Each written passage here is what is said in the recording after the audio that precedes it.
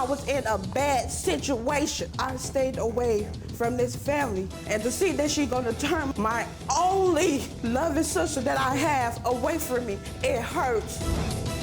I met him when I was 19. We became close friends, and the friendship even became closer and more intimate. I don't know. Here's a 58-year-old man with a young woman. You took a risk. Plaintiff Shawanda Collins says her niece's lack of responsibility and bad behavior is tearing their family apart. She's suing for $4,075 for attorney's fees and moving and storage costs. Defendant Kenyatta Ellis says she never asked her aunt to help her out and doesn't owe her a dime. She's countersuing for the return of her belongings. This is case number 197 on the docket, Collins versus Ellis. All right, thank you very much. You're welcome, Judge. And welcome to you all. The plaintiff, Ms. Collins, you are suing your niece for $4,075 for legal fees, moving costs, and a storage bill. Yes. You are countersuing your aunt for the return of your belongings. Yes. I'm going to start with you. Go ahead. My family called me up and told me that my niece was in a bad relationship and she wanted to get out. So I rented a truck. I got a storage unit. Here's the storage. Okay, I'll take a look at that. I've paid the storage up for 3 months. I also paid for my niece to drive, her sister to drive her around so she could find a place, to look for a place for her to live, because I was going to pay for the rent and security to get her moved out of the situation. We decided that it may be best for her to be with her sister, especially at this time, because she needs to be able to heal and bond with her sister. When they agreed upon that, I also drew up a rental agreement for them both. You're the sister? Yes. Yes, and your name is? Veronica. Hi, Veronica. Okay, so you were renting an apartment. Yes.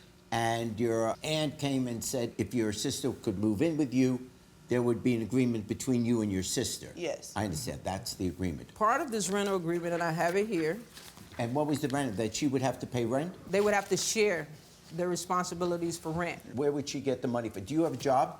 No. Where was she going to get the money? She receives assistance. That's the same thing she was doing where she lived at with who she was living with.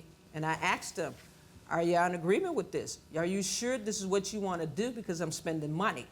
Yes. And so they all agreed, and I said, if this agreement is broken, then I want my money back. I want my money back for moving. I want my money back for all of the application fees I've paid, all the gas money I've given her to run you through the city, run you here and there. The light bill. There was a light bill, and they said, well, the light's going to go off. I said, well, they called me up, said they need $300. I said, okay, I'll give y'all the $300, but y'all need to pay me back because I also did my niece Kenyatta's taxes. And so I knew she was going to get that back. And so I said, I want to be paid for all this on June the 1st. I have that loan agreement as well. Okay, now what? The other thing was her children were taken from her. And so she was in an appeal process. And I said, I will get you an attorney because we need to get my great nieces back. Okay. And so I took her and her sister came, and I paid the attorney $3,000 cash. There's that as well, to hire so he could fight for my great nieces because, you know, I love them, they're family, and they need to be with family. Yeah. A little bit past that, I had asked her, I said, do you think that we can win this? Because they've already taken the rights, this is just an appeal. And she was like, no, Auntie, I just want them to be with family.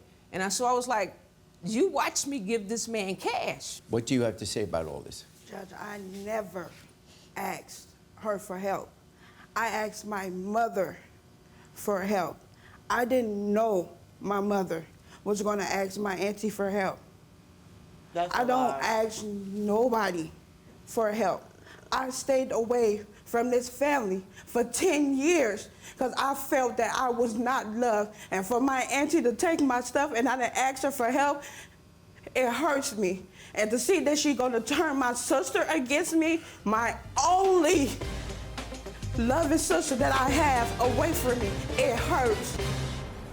Having said that, I mean, you did get to move out for a while. Yes. And you moved in with your sister.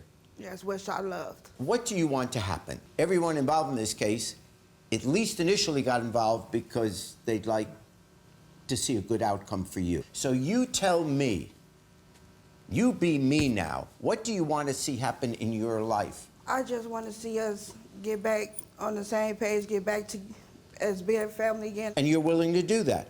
Yes, without an agreement, just an agreement between me and my sister. She had an agreement with me. She had an agreement with me to pay $150 a month. Okay. That Monday, she disappeared, left. Didn't know where she was at. The neighborhood that I stay in is not a good neighborhood. So if you're walking at night, I'm terrified for you to be walking at night in that neighborhood. You're listening to that. You love your sister, right? Yes. You know your sister worries about that. All right. It's okay. You know, you have feelings and maybe you have not been treated real well these years. I get it.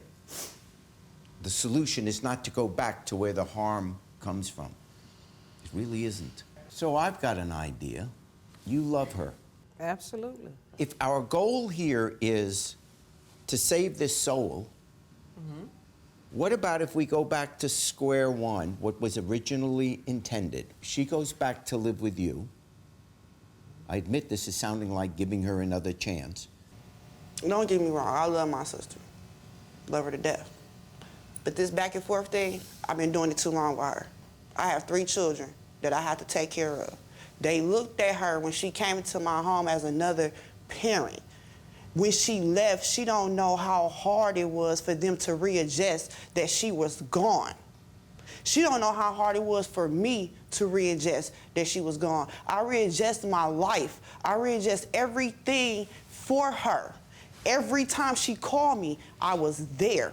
I need to know how serious she is before I let her back into my home.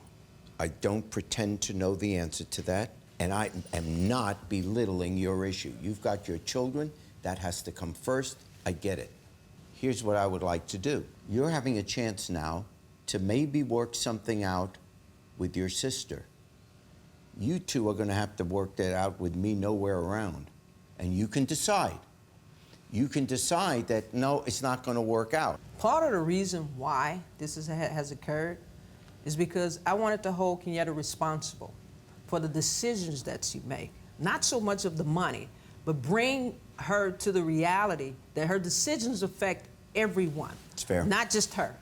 It's a good statement. I think a lesson can be taught to her about responsibility, which is less than $4,075, which is an absurd amount for her. You really did something very decent.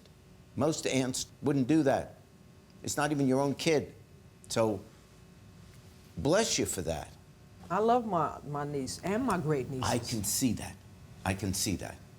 And so I'm saying your good heart has to give a little bit of relief. So, the moving fees, the $859 you get,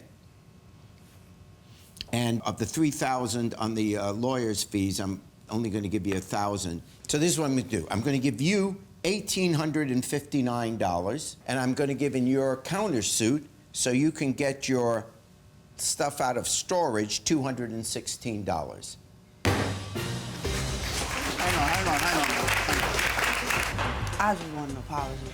That's it. That's all. Like I said, she has to meet me halfway for me to help her. I'm sorry.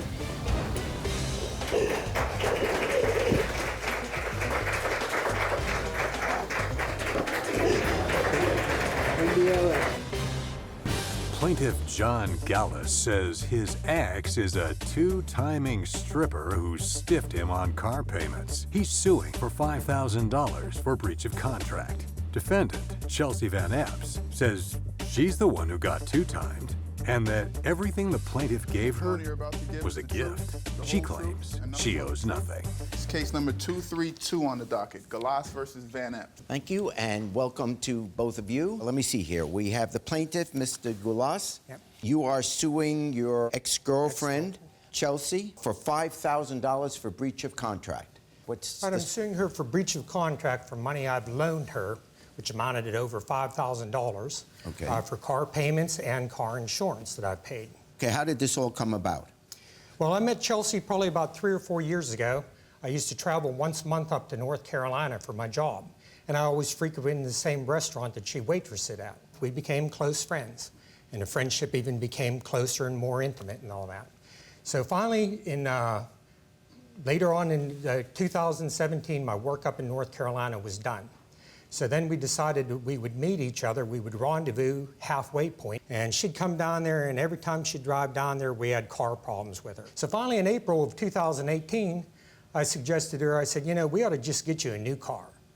And at that time, she said, if you could do that, I would be yours forever.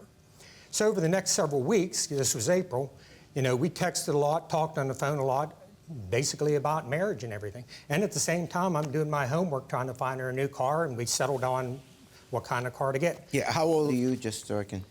I'm 58. And you are? I'm 24. I met him when I was 19. So when you were 34, she was born. If the math is right. What I'm sensing here is this has grown into a real romantic relationship. You really care about her, and you're even talking marriage to her. Oh yes, even Yeah. not only marriage, but career change for her. Oh. In August, you know, we talked about, you know, what are we going to do later on in life? And, you know, she decided she wanted to go to school to be a nail technician. So I enrolled her in school. She had a 3-month program from August to October in North Carolina for nail techs, and she graduated. We also decided that, you know, because of the age difference and everything, I said, you get your career started in the nail tech business, and when I retire from my work, I will get you your own shop. I will run the finances. And she can come and see you. You can manage the shop, and I'll raise the kids. Because I'd be at home. I can manage from home. Yeah, you know? yeah. I'm just doing finances. You don't have to work the crowd. Yeah, you know, I can. Okay. Oh, okay. So. Okay, here's the thing. What I get of the picture, generally speaking here, this is a romantic relationship. You're crazy about her, and you're in a better financial position than she is, that you're buying her lots of things, and you know, this is a good deal. Whoa, I got a pretty young lady, and I'm going to buy her this. It's a commitment I made. It's a commitment. I take care of the people that I'm in love with. But when you're in a relationship, and when two people love each other, they don't walk around with a scorecard each evening and saying, who paid for what? Oh, you bought the meal tonight. Yes, but remember, I picked you up in the car and that the gas was so-and-so. You know, when there's a loving relationship, it doesn't matter who's paying. What's your side of the story? We met when I worked at Totico, and I waited on him for like a year and a half. Yes. And then it grew into like an intimate relationship, and then I found out that he was married. Oh, you forgot that. So, okay, so you didn't know he was married, but then you found out he was married. Yeah, I found out that he was married, and then last year around May, he got me my car. Okay, so you still saw each other after you found out he was married? Yeah, so we still like pursued a relationship, and I thought that with the hopes that he was going to get divorced by what he was saying and everything. Oh, I see. Okay, tell me about the car deal. Like he said, my car was smoking and stuff like that. Yes. I wanted to fix it and all stuff, and he was really pushing on, you know, get a new car, get a new car. He kind of more forced the car on me. I was happy with like my 2004 like Honda. So he talked you into, let's say, getting a car. Did you sign for the car? I did, yeah. I signed as like the primary owner, and he signed as like the secondary As the co-signer. Yeah. That's how it's normally done. I mean, with the oftentimes it's a parent for their teenage kid. Suddenly they pay for the car. So that part's right. normal.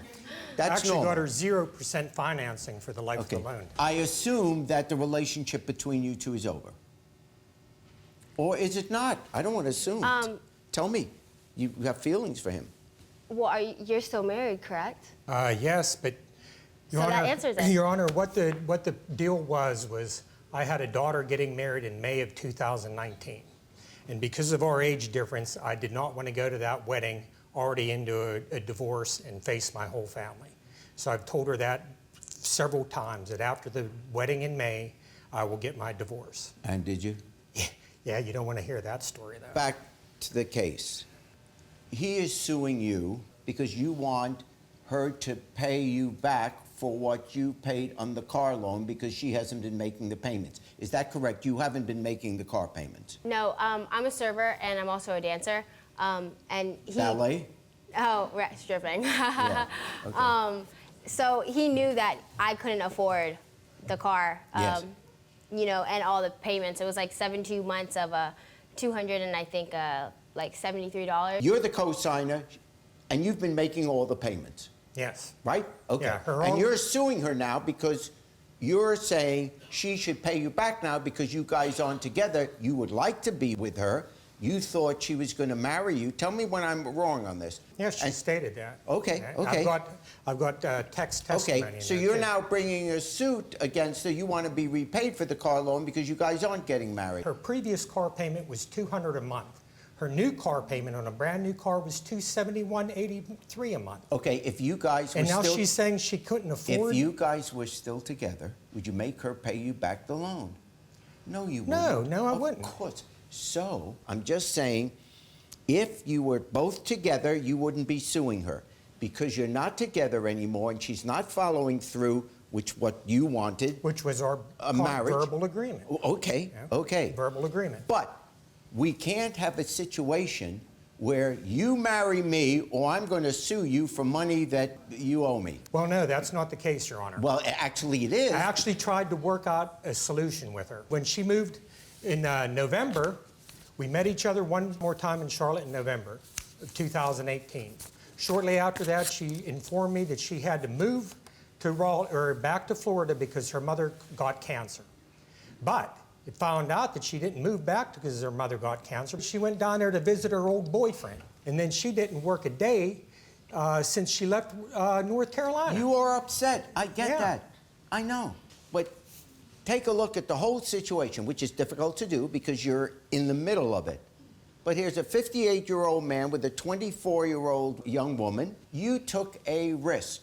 You took a gamble, as every relationship is. Every day we have cases coming here where one party is unhappy because it broke up, and the other one feels, look, all the stuff I did for you while we were together, you knew you were going to wind up paying for this car until the breakup. No. May I? Where is the contract that you two have with each other that she would pay the monthly payments? It was a verbal contract. Did you tell him you would make the monthly payments?